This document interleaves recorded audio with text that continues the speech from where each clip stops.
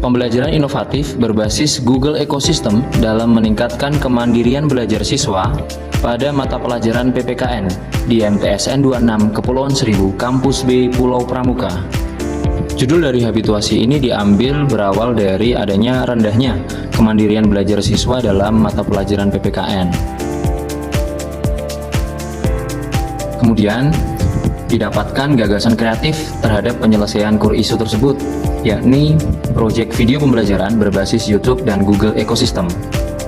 Jadwal pelaksanaan kegiatan. Yang pertama, persiapan dan koordinasi pada rentang waktu 28 Juli hingga 1 Agustus. Kegiatan yang kedua, sosialisasi dan pembentukan kelompok siswa.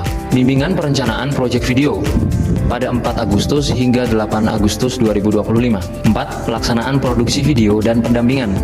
Yang terakhir, ditutup dengan publikasi, presentasi, dan evaluasi pada 18 hingga 22 Agustus. Selama masa habituasi, ada 5 kegiatan yang dilaksanakan. Tahapan kegiatan untuk kegiatan pertama meliputi konsultasi dengan mentor terkait rencana aktualisasi, kemudian konsultasi dengan kepala madrasah dan persetujuan judul. Yang ketiga, koordinasi dan sosialisasi dengan rekan guru dan guru TIK terkait dengan kolaborasi.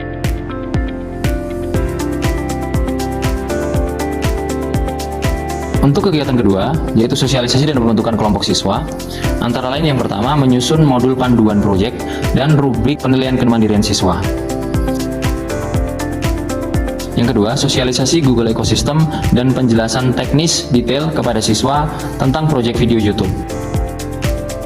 Yang ketiga, membentuk kelompok belajar siswa secara heterogen. Kemudian beralih pada kegiatan ketiga, yaitu bimbingan perencanaan proyek video. Proses tahapan kegiatan yang dilakukan antara lain membimbing siswa dalam pemilihan topik PKN yang relevan, kemudian membimbing siswa dalam menyusun kerangka dan skrip. Yang ketiga, membimbing siswa dalam menyusun dan merancang timeline video. Kegiatan ketiga ini juga dilakukan bersamaan dengan kegiatan keempat, yaitu pelaksanaan produksi video dan pendampingan.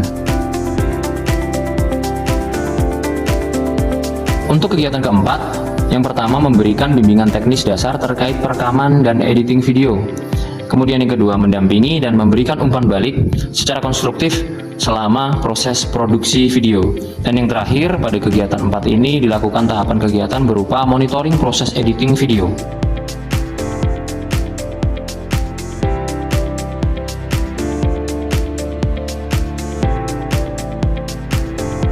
Rangkaian kegiatan dalam masa habituasi ini ditutup dengan kegiatan kelima, yaitu presentasi, evaluasi, dan publikasi yang dilakukan pada rentang waktu 18 hingga 22 Agustus. Tahapan kegiatannya meliputi yang pertama mengadakan sesi presentasi kelompok dan diskusi video di kelas. Kemudian melakukan evaluasi dan penilaian hasil proyek.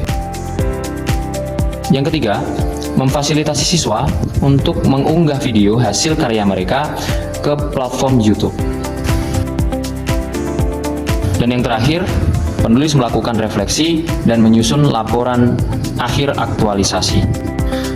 Dari setiap kegiatan dan tahapan kegiatan yang sudah dilakukan, saya tampilkan matriks rekapitulasi realisasi dari habituasi nilai-nilai dasar PNS berakhlak. Angka-angka yang muncul ini tentunya didapat tidak dari proses yang asal, melainkan proses pertimbangan koordinasi dengan mentor dan coach. Capaian pembelajaran core issue. Kondisi sebelum dilakukan aktualisasi, terdapat permasalahan berupa rendahnya kemandirian belajar siswa pada mapel PPKN di MTSN 26 Kepulauan Seribu, Kampus B, Pulau Pramuka. Siswa masih sangat tergantung pada materi yang diberikan oleh guru saat masuk kelas. Dalam hal penugasan, siswa juga sering lupa terhadap tugas yang telah diberikan. Ditambah lagi, ketidakadaan perpustakaan yang memadai juga berpengaruh terhadap literasi dan materi sumber yang minim. Sedangkan kondisi sesudah dilakukan aktualisasi, yang pertama, terwujudnya proyek video YouTube Pelajar Demokratis. Siswa berhasil memproduksi sejumlah video yang mengulas topik-topik demokrasi, hak dan kewajiban sebagai warga negara, partisipasi politik, dan nilai-nilai dari Pancasila. Berikut contoh-contoh video hasil karya para siswa.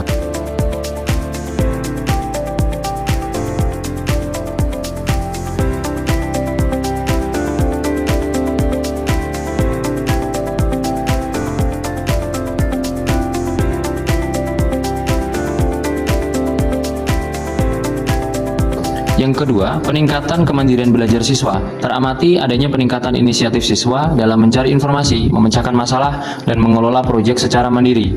Siswa lebih proaktif dalam diskusi, kelompok, dan bertanggung jawab terhadap tugasnya. Yang ketiga, pemanfaatan Google Ecosystem secara optimal. Siswa lebih familiar dan terampil dalam menggunakan Google Docs, Google Drive, Google Slide, dan YouTube untuk penugasannya. Yang keempat, peningkatan keterampilan digital siswa. Siswa mendapatkan pengalaman praktis dalam produksi konten digital, termasuk penulisan naskah, pengambilan gambar, dan editing video. Kemudian yang kelima, respons positif dari siswa dan guru lain. Siswa menunjukkan antusiasme tinggi terhadap metode pembelajaran ini, dan beberapa rekan guru menunjukkan ketertarikan untuk mengadopsi metode yang serupa. Setelah melakukan aktualisasi selama masa habituasi di unit kerja, secara garis besar ada 5 manfaat yang dapat diambil. Yang pertama, manfaat bagi siswa. Siswa dapat meningkatkan kemandirian belajar dan inisiatif pribadi. 2. Mengembangkan kreativitas, keterampilan berpikir kritis, dan kemampuan bekerja dalam tim. 3. Meningkatkan literasi digital dan keterampilan teknis dalam produksi konten video. 4. Menciptakan pengalaman belajar yang menyenangkan, relevan, dan bermakna dalam pemahaman materi PPKN. Yang kedua, manfaat bagi guru.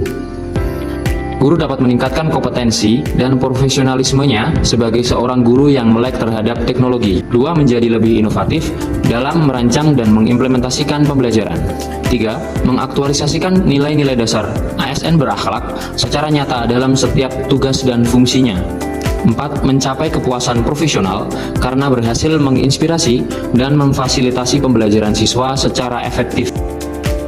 Yang ketiga, manfaat bagi unit kerja. 1. Mendorong terciptanya iklim sekolah yang inovatif dan adaptif terhadap perkembangan teknologi. 2. Meningkatkan mutu pembelajaran dan citra sekolah sebagai institusi pendidikan yang modern. 3. Menghasilkan karya-karya siswa yang dapat menjadi portofolio dan kebanggaan sekolah. 4. Menjadi percontohan atau best practice bagi mata pelajaran lain untuk mengintegrasikan teknologi dalam pembelajaran. Yang keempat, manfaat bagi stakeholder. Yang pertama, meyakinkan orang tua bahwa anak-anak atau siswa mereka mendapatkan pendidikan yang berkualitas dan relevan dengan tuntutan zaman. 2. Memberikan kontribusi positif terhadap masyarakat dengan menghasilkan generasi muda yang melek digital dan berkarakter demokratis. 3. Menunjukkan peran aktif sekolah dan guru dalam mencetak siswa yang siap menghadapi tantangan global. Yang kelima, manfaat bagi lingkungan. Yang pertama, mendorong penggunaan teknologi yang positif dan produktif di kalangan pelajar sehingga mampu mengurangi penggunaan media sosial yang tidak bermanfaat. 2. Menciptakan konten-konten edukatif di YouTube yang bermanfaat bagi masyarakat luas, tidak hanya bagi siswa di sekolah tersebut. Yang ketiga, menunjukkan bahwa pembelajaran inovatif itu dapat dilakukan di mana saja, bahkan di daerah kepulauan sekalipun. Akhirnya tiba pada simpulan dari paparan saya hari ini. Pembelajaran berbasis Google Ecosystem ini telah berhasil dilaksanakan dengan baik. Dengan program yang terukur dan terarah, mampu meningkatkan kemandirian belajar dan keterampilan digital siswa, serta secara nyata mengaktualisasikan nilai-nilai dasar ASN berakhlak dalam setiap tahapan kegiatan, sehingga pada akhirnya diharapkan mampu menjadi cerminan potret Smart ASN. Kemudian rekomendasi yang dapat diberikan, yang pertama, pengembangan berkelanjutan dari program yang sudah ada. Yang kedua, membagikan pengalaman dan praktik baik kepada rekan sejawat sesama guru di lingkungan madrasah. Bahkan dimungkinkan untuk dibawa ke forum yang lebih luas seperti MGMP atau Lokakarya misalnya. Yang ketiga, peningkatan kualitas konten. Mendorong siswa untuk menghasilkan video dengan kualitas yang terus-menerus semakin baik, sehingga secara otomatis para siswa terbekali dengan keterampilan baru untuk menghadapi tingkat jenjang pendidikan yang lebih tinggi. Yang keempat, mengintegrasikan Google Ecosystem secara lebih mendalam ke dalam proses pembelajaran mata pelajaran. Yang terakhir, melakukan evaluasi berkala terhadap efektivitas program dan dampaknya terhadap kemandirian belajar siswa. Dan akhirnya, semoga paparan yang saya berikan hari ini dapat diterima dengan baik. Terima kasih, saya Wifki Ananta, tetap sehat, tetap semangat. Wassalamualaikum warahmatullahi wabarakatuh.